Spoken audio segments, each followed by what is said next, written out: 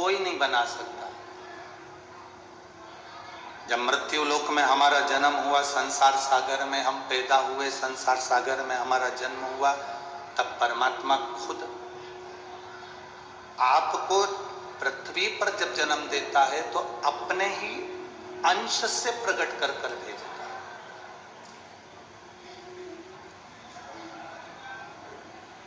एक माता पिता के अंश से उसका जैसे बच्चा होता है,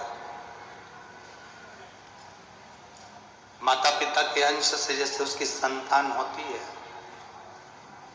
माता पिता के अंश से ये शरीर मिल जाता है, माता पिता के अंश से ये देखने के लिए दृष्टि, श्रवण शक्ति, पांव, हाथ, मुख, कर्ण, नासिका, ये सब शरीर के एक एक अंग माता पिता के द्वारा प्राप्त हो जाते हैं।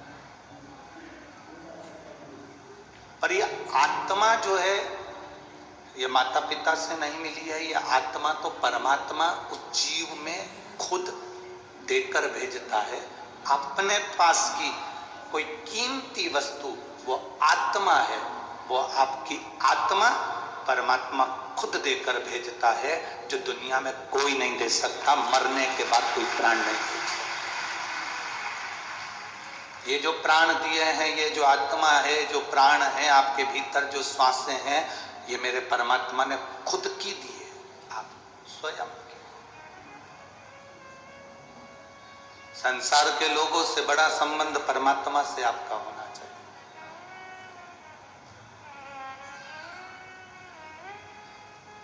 दुनिया में ऐसा कोई व्यक्ति नहीं है जो तुम्हारे काम आएगा, पर तुम्हारी दुख की घड़ी में एक जरूर काम आएगा, तुम्हारा करा गया भगवान का भजन, तुम्हारा किया गया परमात्मा का नाम और शंकर जी पे चढ़ाया गया एक लोटा जल तुम्हारी अंत अवस्था में जरूर काम आएगा।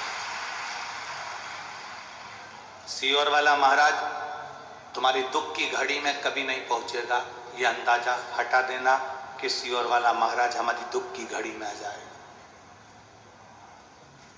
सियोर वाला महाराज तुम्हारी दुख की घड़ी में कभी खड़ा नहीं होगा। महाभारत का चरित्र उठाकर देखना, द्रौपदी का चीर खिंचा रहा है और द्रौपदी धृतराष्ट्र के सामने जाकर कहती है कि तुम मेरे काका ससुर हो। धृतराष्ट्र कहता है मेरी आंखें नहीं है, गांधारी कहती है मेरी आंखों पर पट्टी है। भीष्म पितामह कहते हैं मैं दुर्योधन के घर का अन्न खाया हूं। पति कहते हैं हमने हरा दिया तुझको। रोती रोती द्रौपदी गुरु द्रोणाचार्य के सामने जाकर खड़ी होती है और कहती है कि मैंने आपसे गुरु दीक्षा ली है, आप मेरे गुरु हो। कोई नहीं बचा सकता, कम से कम गुरु तो बचा सकता है। गुरु द्रोणाचार्य ने कहा इस सभा में जितने बैठे हैं कोई तुझे बचाने वाला नहीं होगा।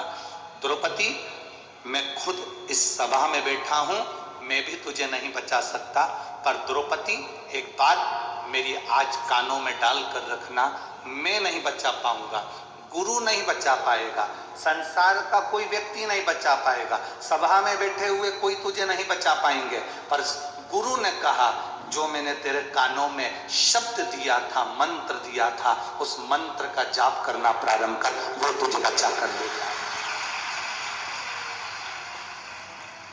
वो तुझे बचा सकता है। और अंत समय प्रभु वचन दिया तो आप इस जितने रोड पर बैठे हुए हैं, जितने बाहर बैठे हुए हैं, जितनी दुकानों में बैठे हुए हैं, गाड़ियों पर, दीवालों पर, ट्रैक्टरों पर, टैंकरों पर, जहां जहां तुम लोग चढ़कर बैठे हो वहीं से बोलो अंत समय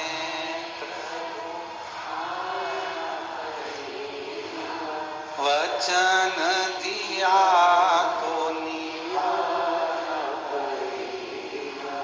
आए ना आए प्रभु को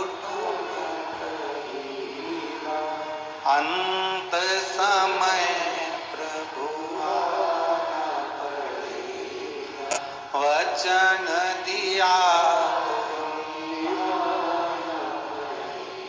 ये गुरु द्रोणाचार्य का शब्द है, कोई तुम्हारे दुख की घड़ी में नहीं आएगा।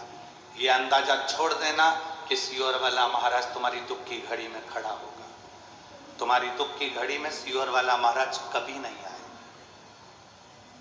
और एक बात याद रखना, दुख की घड़ी में सीहोर वाला महाराज नहीं आएगा, पर सीहोर वाला महाराज की जो तुमने बात मानी है, शिव जी के मंदिर में एक लोटा जल है, श्री शिवाय नमस्तुभ्यम बोला है, वो तुम्हारे सामने जरूर।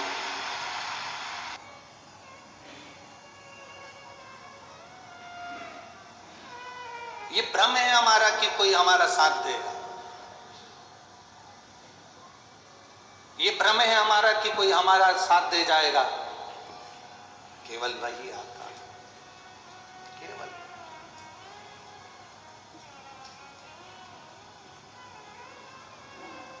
प्राण उसने दिए, शरीर भले माँ बाप ने दिया है, पर प्राण उसने दिया।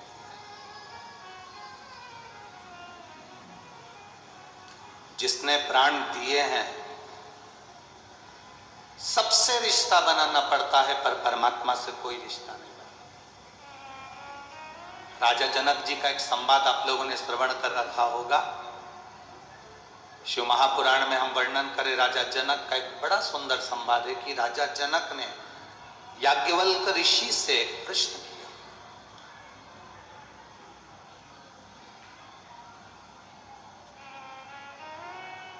बहुत सावधानी से आज की कथा सुनना, क्योंकि विराम दिवस की कथा है। बाबा से आप लोग इतनी दूर से विनती करने के लिए आए हो शिव महापुराण में। जब यहाँ से जाओ तो तुम्हारे बेग और ये झोली खुशियों से भर कर जाए, इतनी सी प्रार्थना लेकर हम बाबा से प्रार्थना। जहाँ बैठे हो वहाँ बैठकर इतनी शांति से, इतनी शीतलता से कथा सुनो। आपका पड़ोसी कितना भी बोले, उसको कोई हुंकारा मत भरो। तुम्हारे पास में से कोई निकल कर भी जाए तो उसके पांव पड़ लो। 2 घंटे की कथा बैठ जाओ, हमें सुनने दो, हमें केवल सुनना है, कुछ नहीं चाहिए बाकी का। कथा का रसतत्व लेकर चलो। हम तो आपको ना लड्डू दे सकते हैं, ना पेड़ा दे सकते हैं, ना तुम्हारे लिए कोई गाड़ी लगा सकते हैं, ना घोड़ा लगा सकते हैं। हम तो केवल ये कथा बाँचने का बाबा की कृपा से बाँच रहे हैं। वो बचवा रहा है, हनुमान जी महाराज सुन रहे हैं, सरकार ने बुला लिया, महाराज जी ने, हनुमान जी ने महाराज जी को प्रेरणा दी, उन्होंने ये कथा करवाई। आज पूरा ददरवा धाम में ऐसा कोई घर नहीं जहां पब्लिक ना भरी पड़ी, भक्त ना। पूरी रात से लगातार गाड़ियां भरा भरा कर आप लोग आ रहे हैं, पूरी रात हो गई, पूरी रात।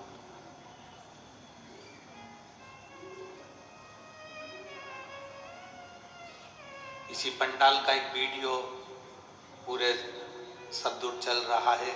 एक व्यक्ति पंडाल की ये ऊपर की बाउंड्री पे जो लड़के बैठे हैं, इसी बाउंड्री पर वो अपनी चद्दर बांधकर सो गया, जगह नहीं मिली तो। और रात भर भगवान की कथा के लिए इंतजार करता रहा, रात भर।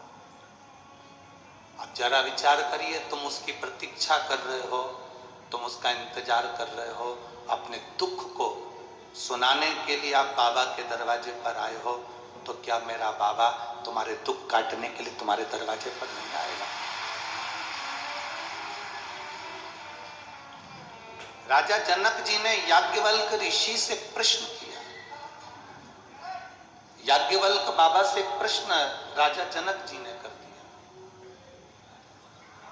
मनुष्य किसकी रोशनी से देखता है? ये राजा जनक जी ने याज्ञवल्क्य बाबा से प्रश्न किया कि मनुष्य किसकी रोशनी से देखता है?